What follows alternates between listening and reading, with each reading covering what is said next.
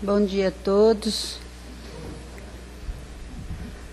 É com muita alegria que volto a essa casa de amor, que me deu tantas oportunidades. Eu sempre falo sobre essas oportunidades que essa casa me deu. Então eu sou muito grata a essa casa de amor. Hoje nós vamos fazer uma análise sobre um diálogo que pode ter ocorrido no momento que Jesus estava na cruz, quando ele foi crucificado, ao lado de dois ladrões, e um deles, vendo a divindade no mestre, pediu que não se esquecesse dele no momento que ele estivesse no paraíso. Então, é uma frase bastante emblemática, que nos dá muitas oportunidades de análise sobre esse diálogo entre o bom ladrão, entre aspas, que ladrão nunca é bom, né? Mas vamos pensar assim, e Jesus, nosso mestre. É uma passagem que aparentemente parece muito simples para um leigo, mas ela representa uma fonte inesgotável de manancial que revela os postulados de Jesus de uma maneira bastante brilhante. Então, os detratores da doutrina espírita, de outras doutrinas reencarnacionistas, elas se utilizam dessa passagem exatamente para falsamente dizer que bastou ao bom ladrão o arrependimento no momento da sua morte para ele ser salvo. Então, nós podemos analisar o seguinte. Então, nós temos durante a nossa caminhada na vida, nossos erros, as nossas imperfeições, né? Não temos o conhecimento que temos que trabalhar isso, mas porque no último momento, né, da nossa vida, no momento que a gente vai passar para o outro lado da vida, basta que nos arrependamos dos nossos atos equivocados e já estaremos salvos, não é? Então, nós vamos analisar sobre esse fato, se isso realmente é possível. Então, esse diálogo entre o bom ladrão e Jesus está em Lucas. Lucas, na página 23, versículo 43, no momento que o ladrão dirige-se a Jesus, e a resposta de Jesus é a seguinte: Amém, te digo hoje, estarás comigo no paraíso. Essa passagem é bastante emblemática, porque ela representa uma fonte inesgotável de conhecimentos, de análises. Foi muitas vezes muito explorada esse diálogo, né? No momento então da morte, basta que arrependamos dos nossos atos e estaremos salvos. Então, isso os detratores utilizavam para negar a reencarnação. Eles usavam dessa passagem para dizer que basta o arrependimento e seremos salvos. Então, a doutrina espírita, ela passa muitas explicações sobre esse fato, né? E nós vamos compilar toda essa transformação, essa informação, e vamos resumi-la, né, na proposta racional da doutrina espírita, que é muito inteligente. Primeiro, no primeiro lugar, nós vamos encontrar João Evangelista. Era o único discípulo que se encontrava no momento da crucificação do Cristo, porque os outros discípulos se debandaram, talvez por receio, por medo, né, daquela confusão toda que estava havendo, né? Então todos se debandaram. Só ficou mesmo João Evangelista no momento da crucificação. Lucas, que escreveu sobre esse diálogo, ele não se encontrava no momento. Lucas, ele não chegou a conhecer Jesus. Ele foi assim um discípulo tardio. Ele escreveu através das informações que lhe chegavam. Então ele não chegou a conhecer Jesus. Ele recebia as informações depois e foi escrevendo sobre os fatos ocorridos na época a respeito de Jesus. Os outros discípulos que escreveram não relataram isso nos seus evangelhos. Não está no evangelho de Marcos, não está no evangelho de João, nem de Mateus, não está. Está somente no evangelho de Lucas. Então, daí a gente já tem que fazer uma análise sobre se realmente houve esse diálogo entre o Cristo e o bom ladrão. E há afirmações dos discípulos que estavam no meio daquela barbúrdia, daquela confusão, daquele movimento todo, que diziam que entre eles existiam outros ladrões. Existiam outros ladrões, e esses outros ladrões, eles lançavam anátemas contra o próprio Cristo. Então eles falavam coisas a respeito do Cristo, formando ainda mais aquela confusão generalizada daquele momento da crucificação. O único diálogo que se tem conhecimento no momento da crucificação foi com João Evangelista. Quando ele chegou e se aproximou com Maria, Jesus disse: Maria, eis seu filho. E eis a sua mãe, falou para João Evangelista, como se era para ele cuidar de Maria e Maria cuidar de João, e mostrando que filhos, mães e pais são todos irmãos, não é? Então são todos irmãos. Mas ele não mencionou esse diálogo entre o bom ladrão e Jesus. O João Evangelista, ele falou sobre o diálogo de Jesus em relação a Maria e a João. Então, se nós tentarmos superar essa ideia de que, de certa maneira, isso põe em xeque a veracidade desse diálogo entre Jesus e o bom ladrão. Então, eis que ele poderia ter sido incluído, esse diálogo poderia ter sido incluído posteriormente por doutrinas interessadas em criar um tipo de salvação, não é? Principalmente o catolicismo, que posteriormente ele pode ter incluído esse trecho no sentido de salvação, não é? Nós sabemos que o catolicismo não criticando apenas a nível de entendimento, ele pode ter incluído esse texto posteriormente para criar um tipo de salvação que nós vemos durante a longa história da humanidade, depois da vinda do Cristo, que o catolicismo usou-se desses termos para arrebanhar fiéis para a sua doutrina. Então, bastava que, na época, as pessoas que cometiam seus erros, seus pecados, não é? Comprassem um pedacinho do madeiro da cruz, seriam salvos. Apenas se converter na palavra do Cristo, eram salvos, não é? Então, isso se usou muito. Isso seria muito simples, um mero ato de conversão para se encontrar a salvação.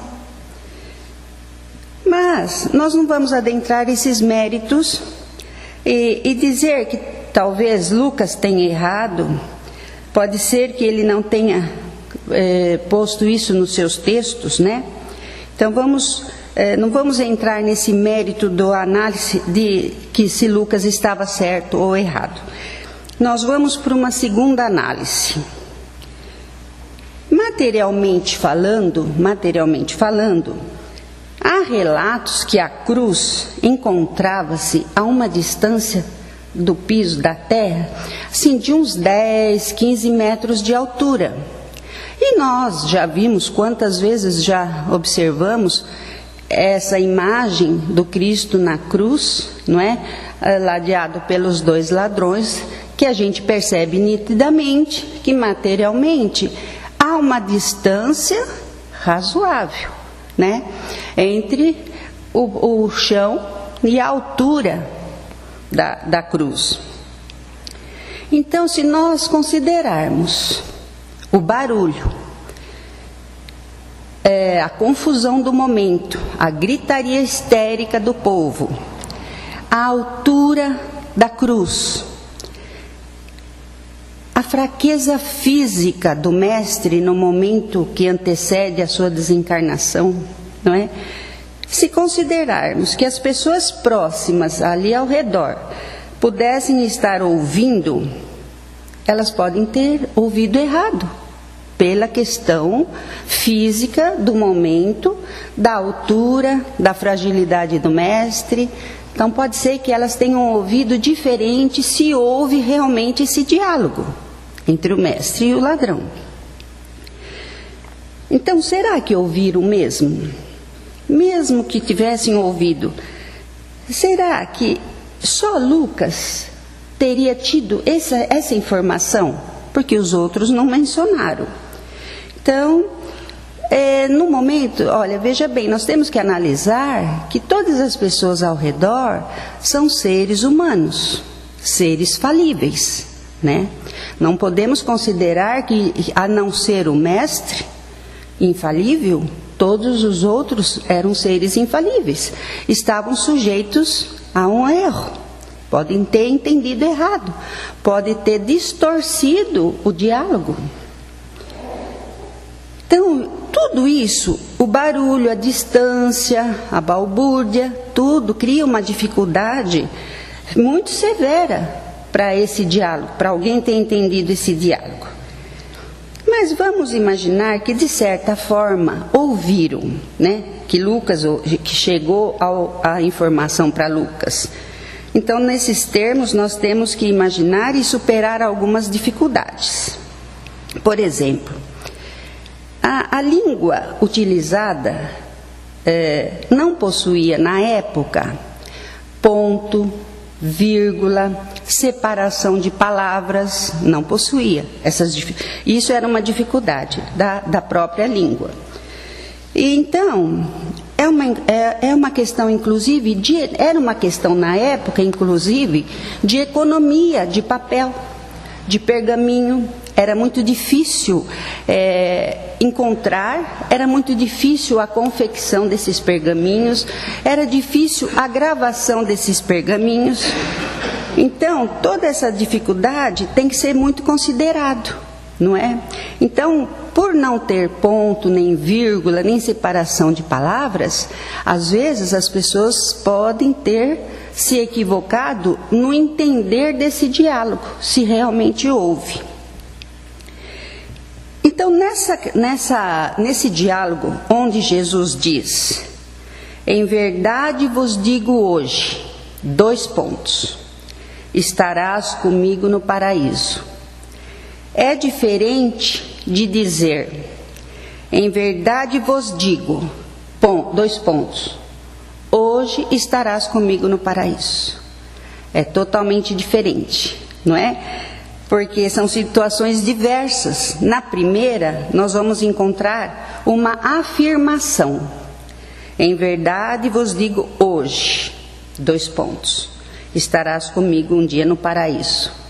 É diferente. É diferente de colocar os 2 pontos antes.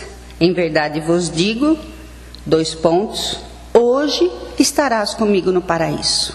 É diferente. São situações diferentes. E como não havia vírgula, nem ponto, nem separação de palavras, mas existem ainda pessoas que afirmam que na Bíblia Católica a afirmação é exatamente a que diz: hoje estarás comigo no paraíso. É inversa, né? A afirmação é diferente da afirmação do que diz: em verdade vos digo, hoje estarás comigo no paraíso um dia. Isso na doutrina protestante. Então, essa possibilidade de interpretação desse diálogo, ele cria um obstáculo muito grande, né? É um texto impossível de saber exatamente o que houve realmente, né? Supondo que tenha havido esse diálogo, um detalhe curioso, na verdade, paraíso remete a uma noção que a doutrina nos ensina, que os habitantes da Terra, a partir de mais ou menos uns 25 mil anos antes de Cristo, né, houve a época da imigração da estrela Capella. Então pode ter ocorrido que nessa imigração da estrela Capella, daí a imaginar-se que o paraíso, para esses espíritos que reencarnaram aqui no planeta Terra, sentiam saudades da sua estrela Capella, não é? Então, eram espíritos que imigraram de Capella, espíritos que haviam falido muito no seu globo, no seu planeta, não é? E eles não podiam mais permanecer lá. Então, naquela estrela, isso está no livro Exilados de Capella, de Edgar Armond, que ele explica os exilados de Capella muito bem. Então, essa questão do exílio, o globo de Capella, ele foi se desenvolvendo a tal ponto que aqueles espíritos bastante imperfeitos, eles não podiam mais permanecer naquele planeta. É a mesma coisa o que acontece com a nossa transição planetária. Nós estamos começando a passar pela transição planetária. E é um momento que os espíritos mais atrasados, eles não vão conseguir reencarnar mais aqui, porque o ambiente psíquico faz com que eles não se adaptem a esse nosso planeta, na transição planetária. Então vai ter uma dificuldade para eles reencarnarem aqui. Então o que vai acontecer? Eles vão reencarnar em planetas mais inferiores. Eles vão reencarnar em planetas mais inferiores, e é isso o que aconteceu com Capella, quando eles não conseguiam mais ficar lá e vieram reencarnar aqui para a sua própria purificação. Isso pela previsão dos equinócios. Os equinócios é um movimento astral que se dá de 28 em 28 mil anos. Então, nesse momento, os espíritos, eles necessitam, né, de lugares adequados, mais adequados ao seu próprio desenvolvimento. Então, há essa imigração de planetas. Então, é curioso dizer que essa imigração causou nesses espíritos uma saudade desse planeta que eles deixaram. Então, aí é a questão do paraíso perdido, que a gente sempre ouve falar, inclusive até em filmes, né, o paraíso perdido. É a saudade que estava imbuído dentro do ser de cada um deles, desse planeta que eles vieram, não é? Então, a saudade que eles têm do planeta que deixaram, mas eles voltariam um dia a esse planeta. Mais cedo ou mais tarde, eles voltariam após essa passagem pela Terra, para que se melhorassem intimamente, para que evoluíssem, né, o seu espírito, para que eles pudessem voltar novamente para esse planeta. Então, esses espíritos exilados, eles retornariam na hipótese, é uma hipótese que talvez Jesus teria dito naquele momento para o bom ladrão, né? Estarás um dia no paraíso. Queria dizer, com a sua evolução, um dia você voltará para a sua estrela Capella. Então, isso, sobre esse ângulo, é uma visão até um pouco romantizada, né? Dá a impressão de que tudo muito bonitinho. Nessa questão, nós vamos ver que eram ladrões. Bons ou maus, eram ladrões. Arrependidos ou não, eram ladrões. Então, certamente que hoje eles não estariam lá, mas posteriormente, sim, posteriormente. Outra visão que se pode atribuir a essa questão é o fato de que João, no Evangelho de João, no capítulo 20, no versículo 17, após a aparição de Jesus, depois de 3 dias da sua morte, na sua primeira aparição, ele disse: não me toques ainda, não subi ao Pai ainda. Então, ele diz: vai e dizei aos seus irmãos, suba ao meu Pai, ao vosso Pai, ao meu Deus e ao vosso Deus. Então, olha, esse ponto soluciona uma questão muito interessante. Porque se Jesus, após 3 dias, na primeira aparição, ele diz: não me toque, porque ainda não subi ao Pai, é incoerente pensarmos que o ladrão, no dia do seu desencarne, já estaria num paraíso, não é? Porque ele era o mestre, ele é o mestre. Então ele não poderia estar em melhores condições que o Cristo. Não poderia, convenhamos. Então, se depois de 3 dias, então, da morte da cruz, nós temos que concluir que a interpretação para essa frase de Lucas não é que de hoje ele estaria no paraíso, nem no reino dos céus, mas sim um dia, mas não naquele dia. Então pode ser que tenha havido esse diálogo e que Jesus tenha dito que um dia ele estaria no paraíso, não naquele dia.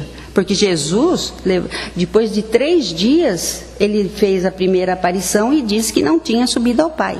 Então, logicamente, que nós sabemos que o bom ladrão também não poderia estar, não poderia ter esse privilégio de estar antes do Mestre. Aí nós temos uma explicação bastante coerente de Karl Schutel. Foi um grande doutrinador, um escritor.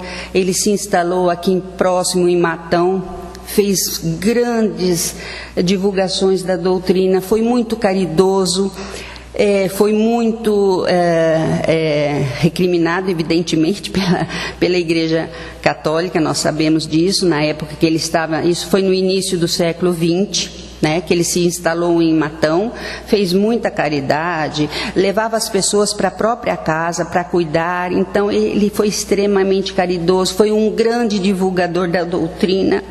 Então ele escreveu um dos livros, Espiritismo e Cristianismo.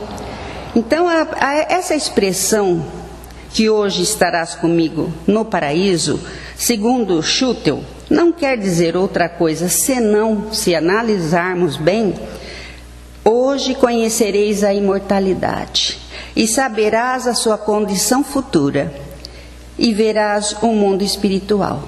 Então pode ser que essa explicação de Karl Schutel é uma das mais racionais.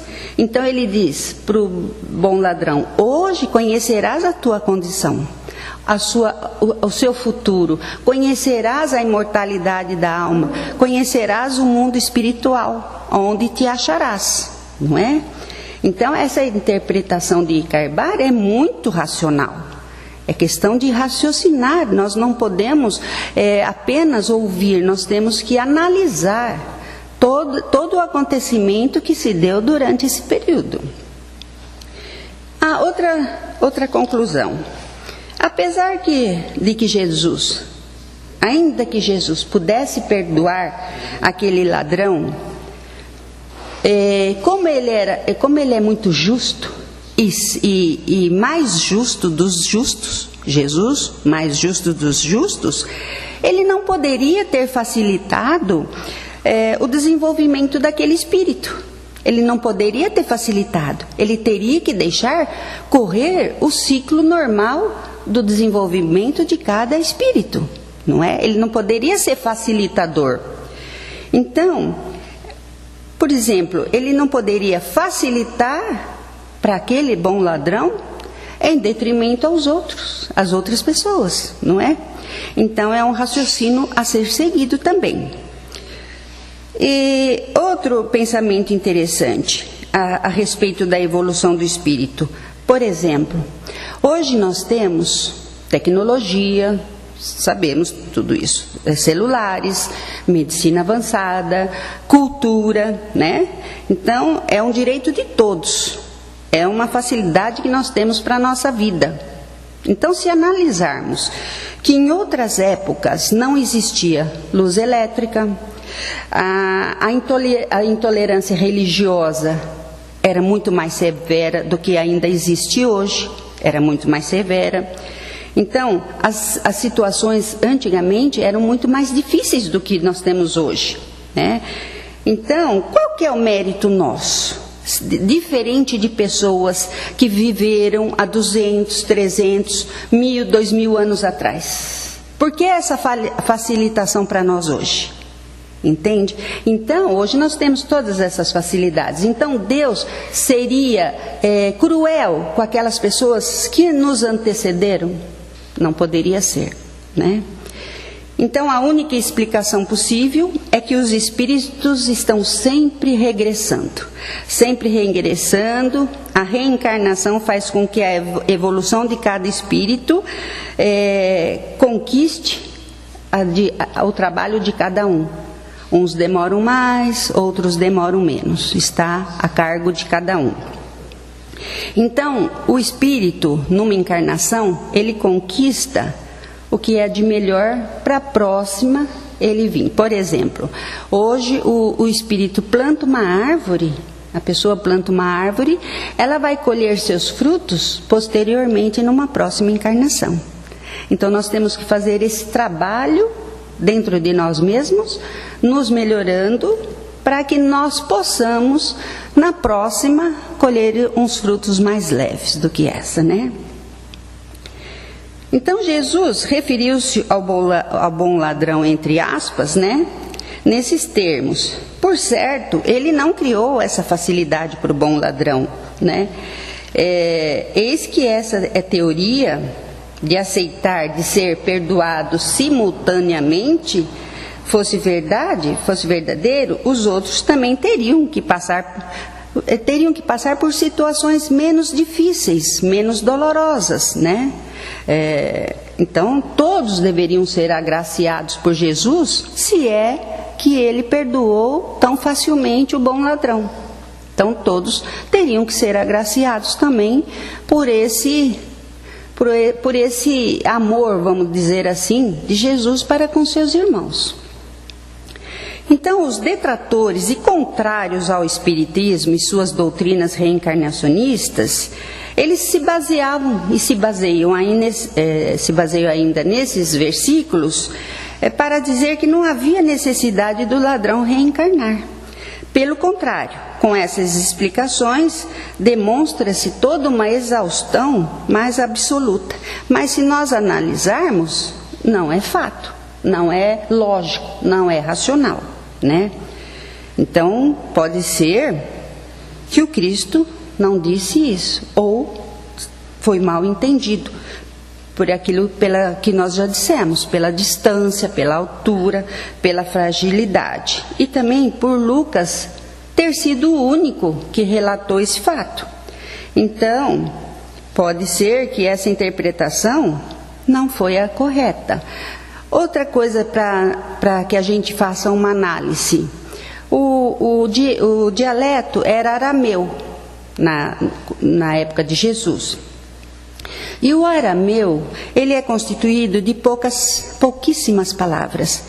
O nosso idioma português atual, mais ou menos, encontra-se 450 mil palavras. O arameu contém só 10 mil.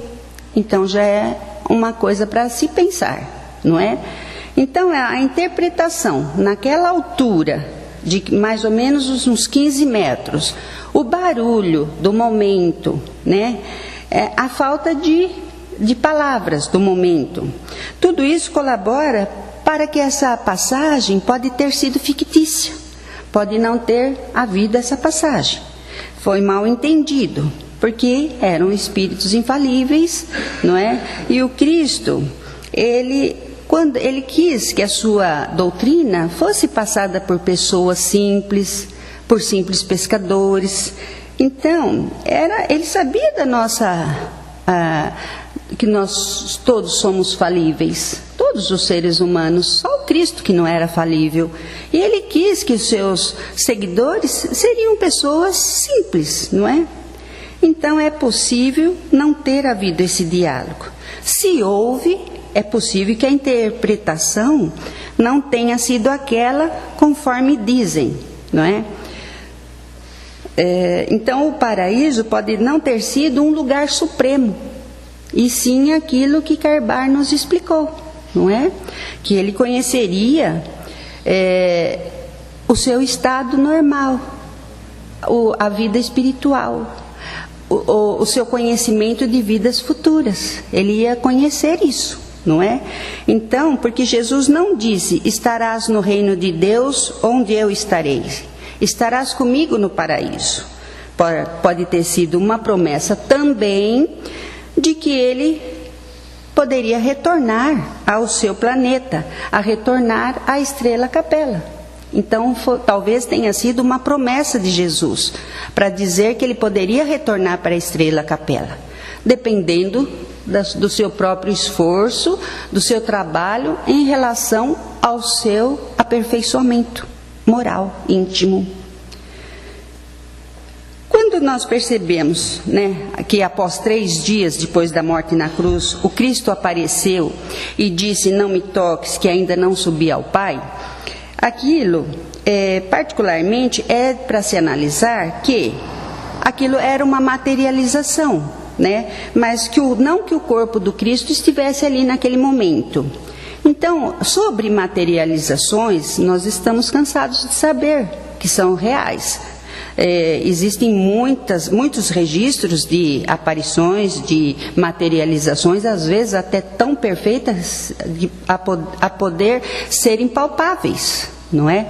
Naquele momento, ele disse que ainda não estava totalmente materializado, talvez por falta de fluidos necessários, mas que sabemos também que houve outras aparições, evidentemente, que ele ficou 40 dias com os discípulos, os apóstolos, e teve um momento dessa materialização ser tão real a ponto de ser palpável. Quando São Tomé, na incredulidade dele, precisou pôr a mão nas feridas de Jesus para ver que era o Mestre. Então, naquele momento, ele ainda não tinha o fluido necessário para essa materialização, para essa total de que pudesse ser palpável. Então, ele apareceu, mas ainda não havia sido totalmente. Então, ele disse: calma, não me toque, não estou ainda suficientemente materializado para ser tocado. Aí ele falou também: não subiu ao Pai. Por certo, contradiz na interpretação de alguns a frase na cruz. Se em 3 dias não havia subido ao Pai, como o ladrão poderia já estar no céu tão facilmente? Como? Se Jesus, com toda a sua divindade, ele não tinha ainda subido ao Pai, e de repente o ladrão, mesmo que tenha sido perdoado, já se encontrasse nos céus. Então, a melhor das explicações ainda é a de Karbar Chútil, que fala claramente: estarás comigo no paraíso. Quer dizer, conhecereis a imortalidade, a sua condição. Verás um mundo espiritual onde te acharás. Isso é um paraíso. Se analisarmos sobre esse termo, isso é um paraíso. Saber e ter ciência que o futuro só depende de nós. O nosso melhor futuro só depende de nós. Para isso, basta que trabalhemos. Trabalhemos as nossas imperfeições, e isso é uma justiça divina, é uma justiça de Deus. Não é? Então nós temos que fazer o quê? Trabalhar as nossas próprias imperfeições, olhar para dentro de nós, ver aquilo que tem que ser corrigido. Então, para que na próxima a gente consiga vir um pouquinho melhor e na outra um pouquinho melhor. Então tem que ser trabalhado, não é? Isso não é dar benesses, favores a uns e a outros, né? Isso não é favorecer ninguém. é deixar que cada um de nós construa a sua própria salvação. Quando Cristo trouxe a sua palavra, a salvação, é que a doutrina nos explica. É o caminho seguro, o do trabalho. Para que nós, com a sua doutrina, consigamos a salvação com o nosso próprio esforço. Então, nós temos que trabalhar, não é? Ainda ele diz, não é postando as mãos e dizendo, Cristo, Cristo, Cristo, e obtereis a salvação. Não é assim. Tem que ser trabalhado. Dia a dia tem que ser trabalhado as nossas imperfeições. Vamos aos poucos compreendendo e tentando nos melhorar a cada dia. Porque na verdade o Cristo não veio à Terra a apoiar a ociosidade. Então eu faço os meus erros, pratico os meus pecados entre aspas, né? Faço qualquer tipo de delito, depois aí eu ajoelho, posto as mãos, peço perdão, já estou perdoado, já estou limpo. Então vou começar de novo os meus erros, porque é muito simples, é muito fácil, não é? Então, ele não veio apoiar a ociosidade e a vagabundagem. Ele disse sim, ele veio e estará salvo automaticamente a partir do momento que você amar os seus inimigos, perdoai, que é uma das coisas dificílimas, amar os seus inimigos e perdoai, né? Então, esses são os ensinamentos do Cristo. Ele não veio facilitar, ele prescreveu condutas para a nossa vida, prescreveu condutas para que a gente sigamos as suas condutas certas, para bem nosso mesmo, para que um dia também nós possamos estar num paraíso. E que Jesus nos abençoe a todos.